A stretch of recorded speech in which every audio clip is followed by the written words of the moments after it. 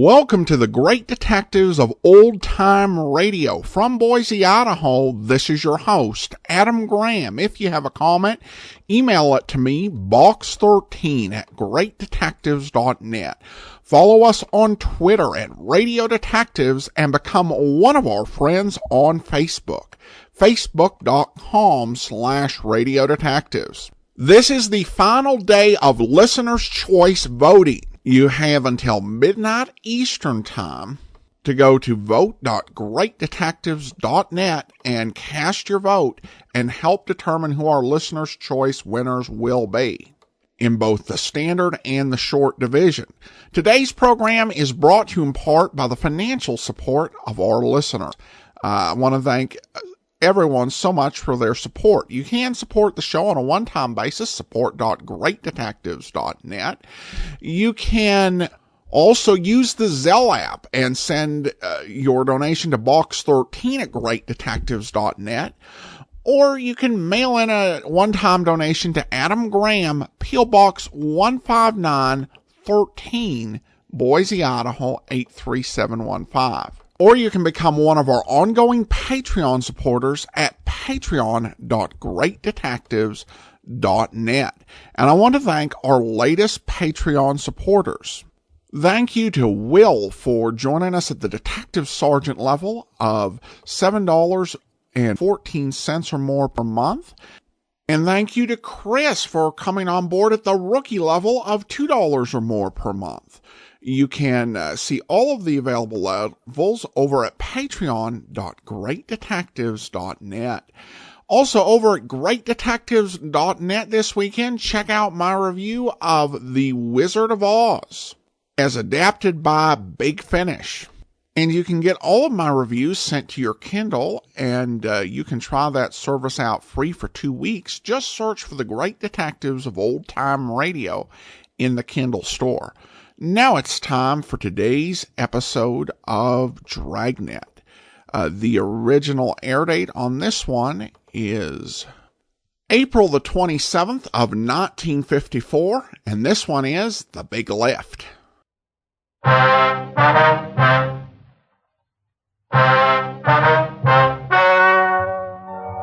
Ladies and gentlemen, the story you are about to hear is true. The names were changed to protect the innocent.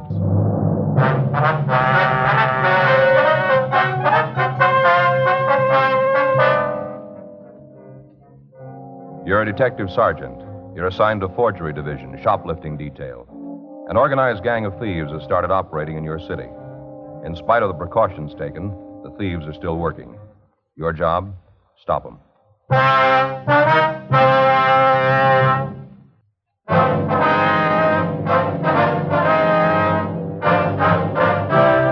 Dragnet, the documented drama of an actual crime. For the next 30 minutes, in cooperation with the Los Angeles Police Department, you will travel step by step on the side of the law through an actual case transcribed from official police files. From beginning to end, from crime to punishment, Dragnet is the story of your police force in action. It was Monday, September 20th. It was cold in Los Angeles. We were working the day watch out of forgery division, shoplift detail. My partner's Frank Smith. The boss is Chief of Detective Thad Brown. My name's Friday. We were on our way out from the office, and it was 9:45 a.m. when we got to the 8th floor of the Whitfield department store. Security office. Yes, sir. Can I help you? We'd like to see Mr. Dunlop. I believe he's expecting us. Your name? Joe Friday. Oh, yes. You want to go right in? Thank you. Thanks, man. This door here? Yes, go right in. Come on in. Hi, Jerry. You know Frank, don't you? Sure, how's it going? Hi, Jerry. You boys want to sit down? Thank you. I'll have the girls sent up. Okay. Yes, sir. You want to have Miss Evans sent up, please? Miss Evans, yes, sir. I'd like to ask you guys a favor. What's that, Jerry? Poor kid thinks this whole thing is her fault. I'd appreciate it if you could take it easy on her. Well, we'll do our best. Sure. What'd they get away with this time? Oh, here's a list. Thank you. Here's a copy for you, Frank. Oh, thanks. You got any idea when they were in? It's hard to tell for sure. We're open Friday night, and then Saturday's a pretty rough day. It wasn't until after closing we found it. I figured they either moved in late Friday night or early Saturday morning. Miss Evans' girl discovered the thefts, did you? No, she didn't know anything about it. The stock clerk found it. He was running through the inventory to replace the coats and suits. Noticed there were several that couldn't be accounted for. He called me. Mm-hmm. Evans' girl's in the department. I talked to her this morning. It looks like she waited on the pair. She able to come up with any kind of description? Yeah, I think she'll be able to help us. Oh, excuse me. Yes? Miss Evans is here. Oh, send her in, please. Yes, sir. Come in. You wanted to see me, Mr. Dunlap? Yes, would you come in, please? Yes, sir. Oh, Miss Evans, this is Sergeant Friday and Officer Smith. They're from the police department. How do you do, miss? Hello. I don't know why you want to see me, Mr. Dunlap. I told you I didn't know anything about them. I told you. You've got to believe me. I didn't have anything to do with them. I never saw them before. Now, you just sit down, Miss Evans. Thank you. Now, the officers are here to just talk to you. They want to ask you a couple of questions. There's nothing wrong. You mean I'm not going to lose my job? No. Really? You're not going to fire me? We never even considered it. I don't know how to thank you. My first job, and to have a thing like this happen. Sure appreciate it. Anything you want to know, I'll tell you. You just ask, I'll tell you. All right, Miss Evans. Have you any idea who might have stolen the merchandise? Oh, didn't you tell them what I said, Mr. Dunlap? Well, I thought it would be better if they heard it from you. Oh, I see. Well, I think I know who they were. I've tried to remember all the people I waited on, everyone. There's only two that stand out, like they were different. How do you mean different, miss? Well, they didn't seem like the other customers. You know, like they really wanted to buy something. Yeah. They just wanted to look around. I could tell they didn't really want to take anything with them. We had a course on that in school, how to tell if a customer really wanted to buy. Mm-hmm. That was one of the class problems, to sell a customer who didn't really want to buy anything. Yes, ma'am. Now, about these people, what was it they did that makes you think they might have been the shoplifters? Well, first, the way they talked. I was trying to wait on other people at the same time, and they kept me showing them all kinds of things. It took me almost a half an hour to clean up after they left. There were two people, is that right? Yeah, a man and a woman. Can you give us a description of them? I told Mr. Dunlap all about it. You want me to go over it again? I've got it, Joe. I'm having it typed for you now. All right, fine. You want me to tell it again? Well, we'll check it with you, yes, ma'am. What kind of things these people want to see, ma'am? Oh, just about everything at the counter. They had me so mixed up I didn't know what to do. Told you I was trying to wait on another customer. Woman who wanted to buy a suit, I kept trying to take care of her. She finally left. These two were causing so much trouble. Every time I left them, I couldn't even take care of the woman. She got mad and left. I don't really blame her. You know, Mr. Dunlap, there really should be more people up there. Only 3 girls, and when we get busy, there just aren't enough to go around. Lots of customers walk out. Mm-hmm. Well, we'll see what we can do. Lots of times they walk out without buying something because there isn't anybody to help them. Mm-hmm. This woman who walked out, could you describe her for us? Oh, you bet. She was real nice. Had a lot of patience. Kept waiting for me to go back and take care of the troublemakers. Never said a word. Well, can you tell us what she looked like? Well, I'd say she was about 35. It's hard to say for sure. She took real good care of herself. You know, hair all nice and good makeup. Not cheap like. Nice hands and a manicure. Was she carrying any packages when she came in? Do you remember? Gee, I gotta think about that. I don't think so. Oh, you know, a couple of paper bags like from the notions department. Maybe face cream or cologne, things like that. No large boxes? No. I don't see why you're so interested in her. The other two were the ones who caused the trouble. They're the ones who must have taken things. Why are you asking about the lady? How was she dressed, do you remember? Oh, just beautifully. Had on a gray suit with large lapels. Kind of peplum that came out like this. Rhinestone buttons, beautifully good taste. She wearing a coat? Mm-hmm. Long. Had a stand-up collar, real full skirt, tight bodice. Where was she looking at the suits? Over by the counter. She'd hold them up, you know, in front of the mirror. She knew what she wanted, looked at the material, the way they were made. She'd have bought if I could have spent a little time with her. She liked the merchandise, liked everything I showed her. Mm-hmm. How many things did you take off the racks for? I guess she looked at a dozen styles. You know, a dozen real high-style suits. That seemed to be all she was interested in. You don't think she had anything to do with the stealing, though, do you? Well, looks like she was the one who did the actual taking of the merchandise. The other two were there to keep you busy. I can't believe that. She was so nice. Never seemed to get upset, even when I couldn't spend more time with her. Real nice. Didn't get upset at all when she couldn't find what she wanted. I'm afraid you're wrong there. She found it.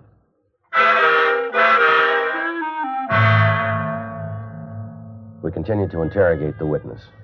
We got complete descriptions of the trio. Their physical appearance and their method of operation matched those of the gang Frank and I had been looking for the past 6 weeks. Alice Evans was shown mug shots of known shoplifters, but she was not able to give us an identification. We made arrangements for her to come down to the office and check additional mug files. The average citizen looks at shoplifting as a petty nuisance, which businessmen are expected to endure. This is not entirely true. Shoplifting is big business. Last year, hundreds of thousands of dollars worth of merchandise was stolen from stores in the Los Angeles area alone. Most of the goods stolen by organized gangs is sold to fences for final disposal. During the course of our investigation, we'd been working with Stores Protective Association, incorporating all of the security officers in the larger businesses. MO bulletins had been gotten out on the gang's activities. From what we'd been able to find out, there were 3 people working as a unit, 2 women and a man. The 3 suspects would enter a store and split up. One of the women would pretend to be looking at merchandise, while the other two suspects would engage the clerk in conversation, in that way keeping her away from the first member of the trio. The articles stolen were almost always either coats or suits, and we noticed that one line of merchandise seemed to attract the criminals more than others. Monday, 3:46 p.m. Frank and I went down to a second-hand clothing store on 5th Street to talk to the owner. Be right with you. Toby? Yeah. Hi, fellas. What's going on? Oh, we got some things we want to talk to you about, Toby. Sure, just having a cup of coffee in the back. Come on, I'll pour you a cup. Fine, thank you. In here? Yeah, sit down. Get you some java. Thanks.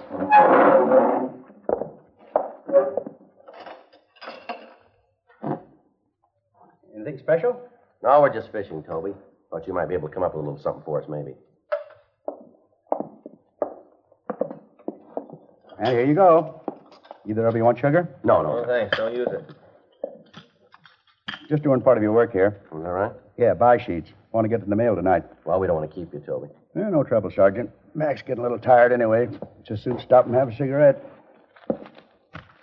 How's business? Pretty good? I'm keeping up. Now, what can I do for you? You got anything on a boosting gang working around? Nothing more than usual. Why? Well, we got a bunch that's giving us a little trouble. We're trying to come up with something that'll hang together on them. 2 men and a woman? Yeah. You got anything on him? Oh, nothing worth repeating. Rumbled around about the 3 of them. That's about it. If I had any more, I'd have called you sooner. Where's the information coming from? Well, you know how it is, Sergeant. You hear something here, something else there. You put them together. You come up with a story, but no way to trace it. Yeah, I know. You got any idea where the stuff is being sold? Same answer. Rumble's got it that all the loot's being shipped out of town. Some of it back east, some goes up north. I got a piece the other day that some of it's going to Mexico. Mexico, huh? Yeah, most of it's ending up in the east, though. You know any reason they'd be hitting one brand more than the others? Got a word, that's about all. What's that? The gang's laying it out around town that they'll pay up to $25 for a suit. You know, the going price is around 5, maybe 6.5. Mm-hmm. Figures that if you can do better with one line, that's what you're going to boost. Huh. Why's the price gone up? Yeah, the only way I can figure it is that they're worth more on the market. Anybody approached you? Nah, if they had, you'd have been called right away. You know that. Yeah. You got any idea we might be able to pick up anything on the trio? Not right out, but I'll tell you one thing. What's that? The way I got it, there's 4 of them. Yeah? 2 men, 2 women. A man's a gun. He sets up the deals, makes the shipments. How are they getting the stuff out, Toby? Do you know? Pick up a kid and offer him a trip. Ask him to deliver a suitcase. Works out good for him. Carrier doesn't know who he's working for. Can't lead the cops back to the operation. Mm-hmm. About the only way I can figure it. You say none of the stolen stuff showing up down here? Nothing so far. Well, thanks a lot, Toby. If you hear anything, we'd sure appreciate a call. Sure thing. Real good coffee, Toby. Instant. I make it in the percolator. Well, you mean that powdered stuff? You don't have to make that in a coffee pot. Habit, I guess. Well, thanks again. We won't keep you, Toby. Oh, hang on a minute. All right. Yes, sir? What can I do for you? Buy used clothes? Yes, sir. What have you got to sell? That's in the car. I just want to be sure you're buying stuff. Well, bring it in. We'll take a look at it. Okay, Toby, we'll see you later, huh? Right, Sergeant. Give me a call. Right. I'll be right back. Excuse me. Yeah. Well, what do you think of that, Sergeant? Sure in a hurry, isn't he? Yeah, let's see why. Come on. You see him? Yeah, right up there. Hey, hold it up there. Huh? What do you want? What's the matter? Didn't you hear me? I asked you to wait back there. Well, sure, I heard you. I didn't know you were talking to me. What do you want? Police officer. You want to step over to the car? I want to ask you a couple questions. Well, I haven't done anything. You didn't say you did. Well, why do you want to talk to me? What do you want me to come Come on, in let's go. All right. I'm making a mistake. I haven't done anything. Mm-hmm. Got the wrong man. You got no reason to talk to me. All right. Get in.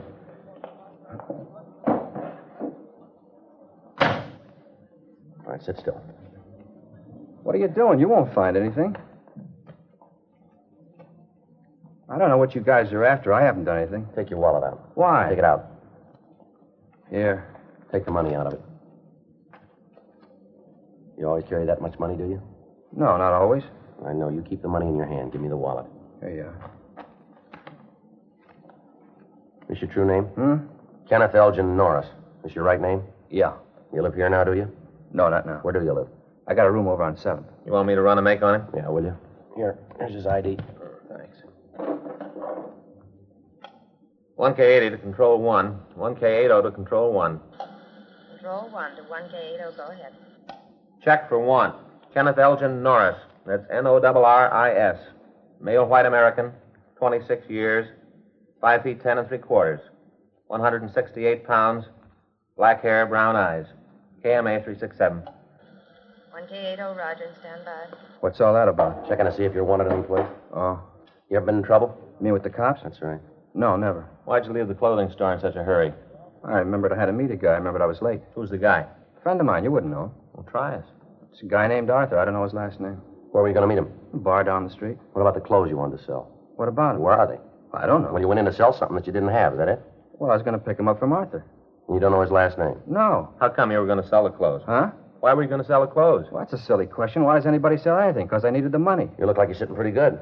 Well, I got to leave town. I'm selling all my stuff. I thought you said the clothes belonged to this Arthur guy. Well, they do, but I'm going to sell them for him. He said he'd give me a piece of the profit. Why doesn't he sell them himself? Well, I don't know. You better ask him. We'll try to. Now get the rest of the stuff out of your pocket. Come on, everything. You guys are making a big mistake. You know that, don't you? A real big mistake. Well, if we're wrong, we'll tell you. Yeah. Here it is. Comb, change, cigarettes, and a lighter. That's all there is. You sure?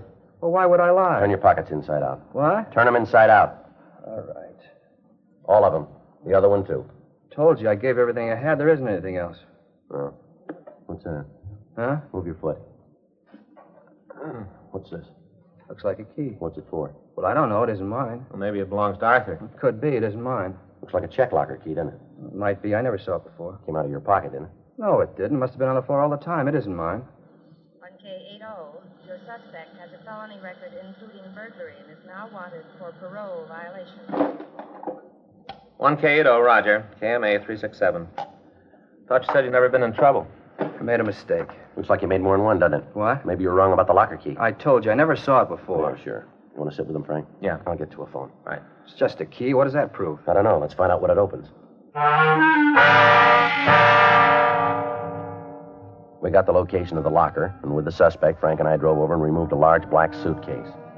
The locks on the case had been broken, and inside we found 11 women's suits of the same type that had been stolen from the Los Angeles stores. All identifying labels had been removed, but we were able to find the tag issued by the National Recovery Board inside the seams of the suits. We got in touch with their Los Angeles office, and they told us that the serial number had been issued to a San Francisco company. On the way back to the city hall, we stopped and searched the suspect's room thoroughly, but we found nothing.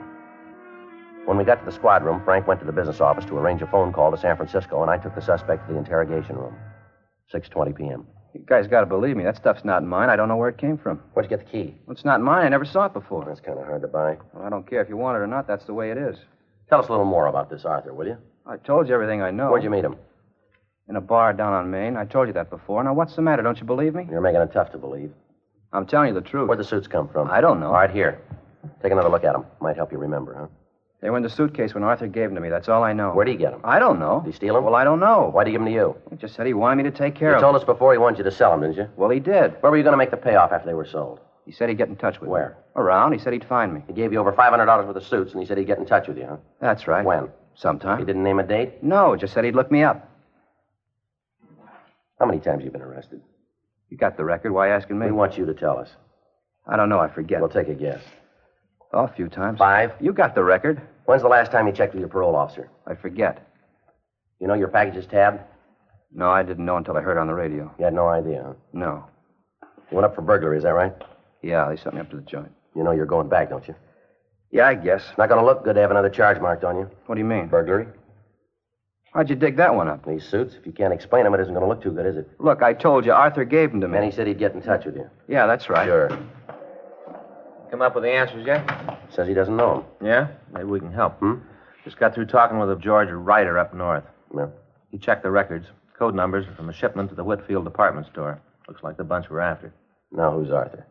You mean the suits were stolen? You called it. Who's Arthur? Look, I don't want to go back to the joint on a beef like this. We don't decide that. But if I help you guys, you'll take care of me. You'll talk to my parole officer. Can't make any deals with you. Yeah, but I don't want to fall this way. That's up to you, mister. You're sitting in the middle. Now, which way do you want to go? Nobody can help you but yourself. Miss Arthur must be a fine friend, leaving you with a bunch of stolen merchandise. Might be the way he figured it. What's the matter?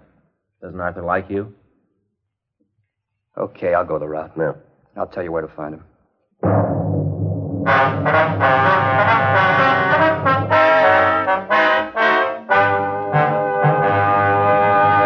You are listening to Dragnet, the authentic story of your police force in action.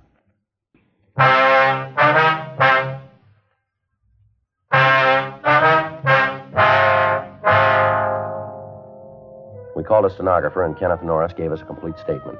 He said that he'd been approached by a man that he knew only as Arthur and asked to carry a suitcase to St. Louis. Once there, a man would have him paged at the airport and take the valise from him. In return for this service, the suspect was to be paid $100 and his expenses. Norris explained that he decided he could do better by selling the contents of the suitcase himself.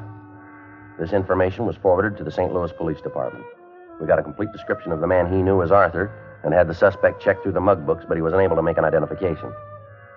We got in touch with his parole officer and told him that we had Norris in custody. We asked that we be allowed to detain him for a few days. The following morning, we met with Chief Detectives Thad Brown and Captain Welsh. It was decided that Norris would take us to the bar where he'd met the thief and he'd point him out. Norris would then be brought back to the main jail and booked, and I would try to establish myself with this Arthur. In that way, we'd have a better chance of building a case that we could take to court and apprehending the entire shoplifting gang. On Wednesday morning, September 22nd, Norris, Frank, and I drove over to Main Street. We checked the bar, but the suspect wasn't there. We waited in our car, which was parked down the street. Arthur failed to arrive. He didn't show up at the bar on Thursday or Friday. Saturday, 12:40 p.m. Norris pointed down the street. There, that's him just going in the place. Fellow in the gray suit there? Yeah, that's him. You sure? I got no reason to lie, have I? All right, Frank. Yeah. You want to take Norris back to the office? I'll go on in. Okay. I'll be right back. All right. Sergeant, Yeah. I'll give you something for free. Yeah, what's that? Take it easy with Arthur. Don't press. How do you mean that? He's a pretty rough guy. That's so? Yeah, I hear he carries a gun. Be a lot of trouble if he's got it with him. Not unless he tries to use it.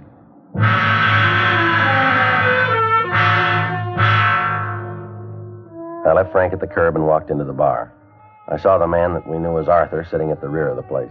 I took a seat near the front door and ordered a cup of coffee. In a few minutes, I walked back toward Arthur.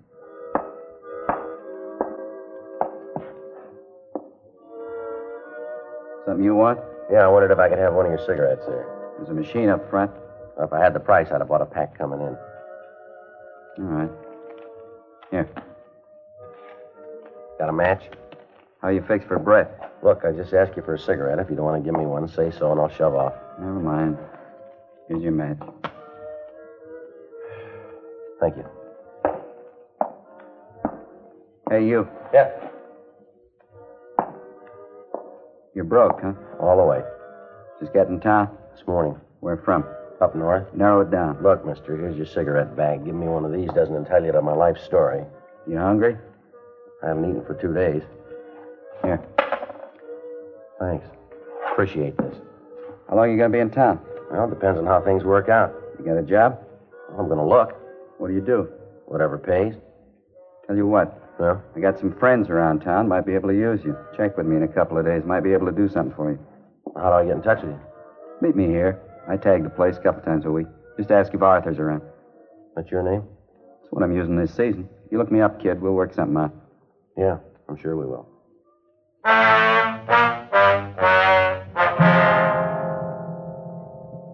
I sat and talked to Arthur for another half hour. During that time, he wouldn't tell me his last name, and I had no way of finding out anything more about him. At 12:10, I saw Frank drive by the front door. That was the signal that the crew of detectives were standing by to follow the suspect. I left the bar and walked down Main Street up to 7th.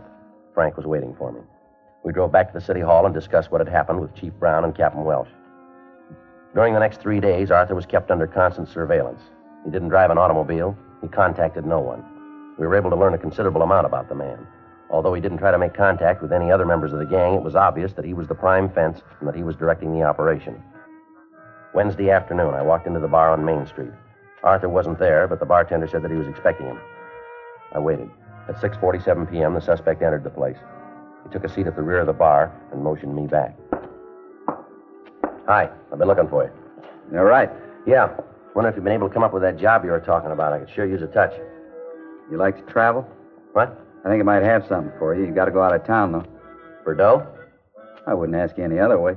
Well, what do I have to do? A friend of mine has a suitcase he wants delivered to a party in Chicago. Why didn't he send it by mail? Doesn't want it to go that way. He wants it delivered personally. Well, what's it pay? All your expenses and $100. What's in the suitcase? That isn't any of your business.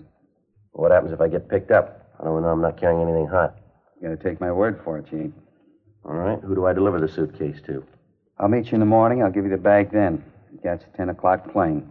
When you land at Chicago, go to the coffee shop. You'll be paged. Meet the man and give him the suitcase. Well, how do I know if it's the right guy? We'll give you the name. He's the only one who knows what the name is and when you're coming in. All right. Where do I meet you? Be out in front of this place at 8 in the morning. I'll pick you up. Just one more thing. How about the money? You won't need any going back. When you turn over the suitcase to my friend, he'll give you the 100. You'll already have your ticket. All right. Sounds okay. Not as permanent as I'd like. If you carry this off, we'll be able to do more business. Well, I'll meet you here then at 8 in the morning. Is that right? Right. Be on time. I don't want you to miss that plane. A lot depends on this deal. I don't want anything to go wrong. No, don't worry. What? Neither do I.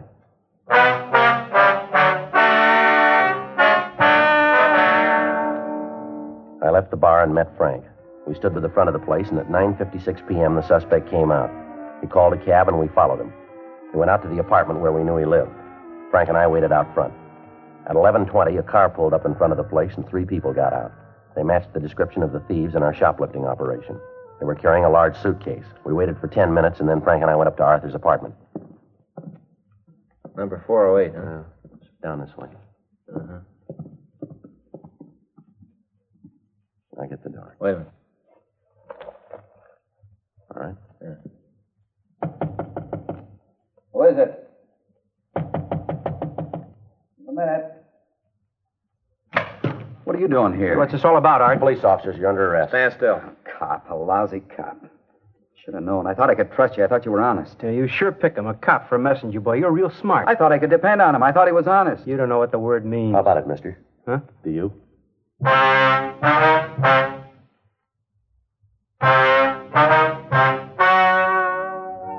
The story you've just heard is true. The names were changed to protect the innocent.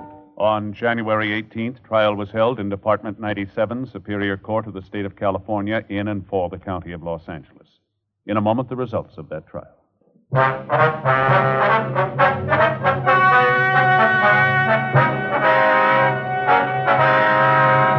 Arthur Nelson Thompson, Samuel Donald Hickok, Georgia Baxter Nielsen, and Dorothy Marie Simpson were tried and convicted of burglary in the second degree, 14 counts. They received sentence as prescribed by law. Burglary in the second degree is punishable by imprisonment in the state penitentiary for a period not less than 1 nor more than 15 years. Ladies and gentlemen, we'd like to thank the editors of Cosmopolitan magazine for this month's pictorial feature on Jack Webb and Dragnet. Cosmopolitan, the May issue, on your newsstands tomorrow.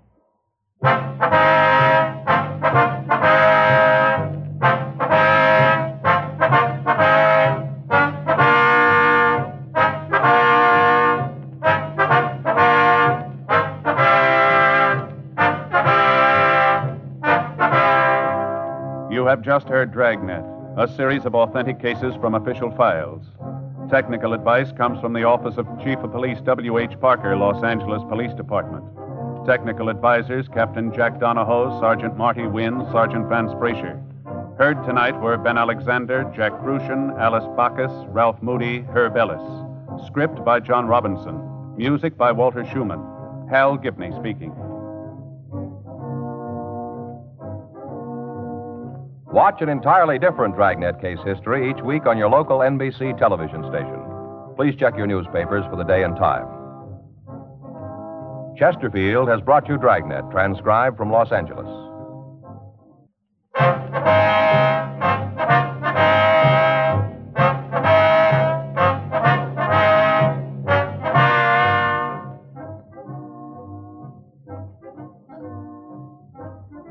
Hear Crime and Peter Chambers following John Cameron Swayze on the NBC Radio Network.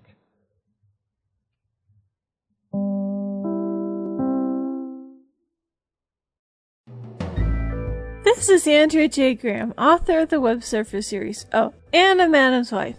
You're listening to The Great Detectives of Old Time Radio.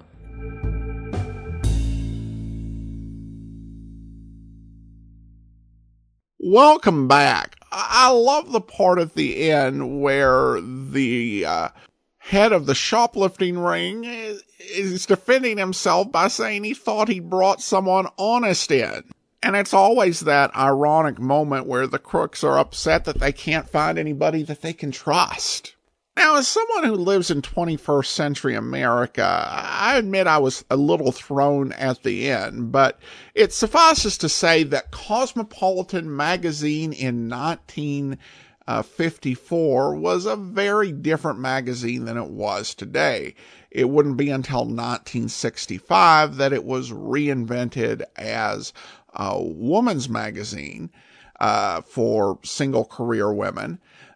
In 1954, it had a long history as a literary magazine, but was kind of having to move away from that just as fiction magazines became less popular. Well, our listener comments and feedback features a couple new recommendations on Facebook. Chris says, such wonderful old-time radio shows reminds me of a time before I was born. And Susan says, the stories and Adam's knowledge of the history of the production of said tales. Well, thanks so much for the recommendations. I appreciate that, and thank you so much to everyone who's supported and recommended the show on Facebook.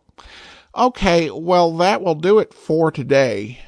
Join us tomorrow as we get started with Johnny Dollar Week, celebrating the 70th anniversary of yours truly, Johnny Dollar.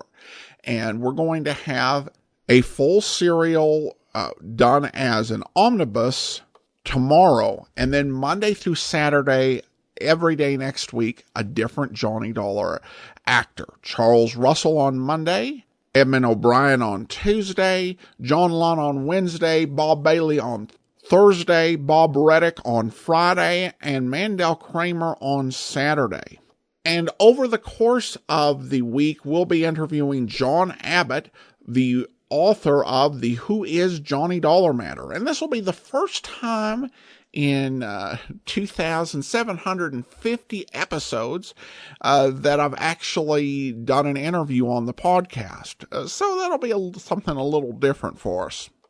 And we'll also be starting into the listener support campaign. So a huge week next week. And of course, we'll be back with another episode of Dragnet in 2 weeks. In the meantime, send your comments to box13@greatdetectives.net. Follow us on Twitter at Radio Detectives and become one of our friends on Facebook. Facebook.com/Radio Detectives. From Boise, Idaho, this is your host, Adam Graham, signing off.